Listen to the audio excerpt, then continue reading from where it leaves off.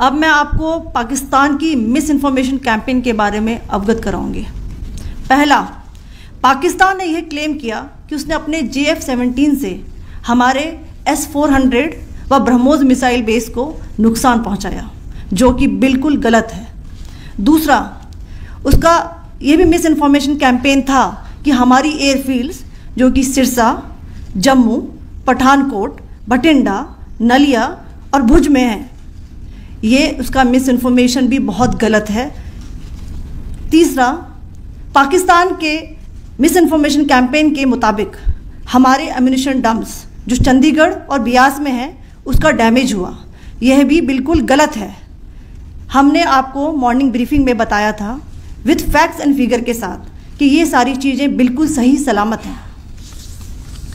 अब मैं आपको बताना चाहती हूँ कि पाकिस्तान के एक प्रेस कॉन्फ्रेंस में ये बात की गई थी कि उनके सीनियर मिलिट्री ऑफिसर्स जो कि पूरी तरह से ये भ्रामक हैं और तथ्यों से दूर हैं कि पाकिस्तान की ओर से ये झूठा आरोप भी लगाया जा रहा है कि भारतीय सेना ने मस्जिदों को नुकसान पहुंचाया। मैं इससे बिल्कुल स्पष्ट करना चाहती हूं कि India is a secular nation और हमारी सेना भारत के कॉन्स्टिट्यूशनल वैल्यूज़ की एक बहुत प्यारी झलक है।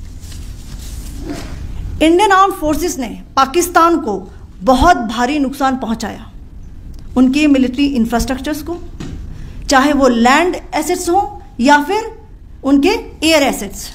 यही नहीं, इंडियन आर्म्ड फोर्सेस ने पाकिस्तान की एयरफील्ड्स स्कर्दू, जकोबाबाद, सरगोदा और बुलारी को बहुत नुकसान पहुंचाया।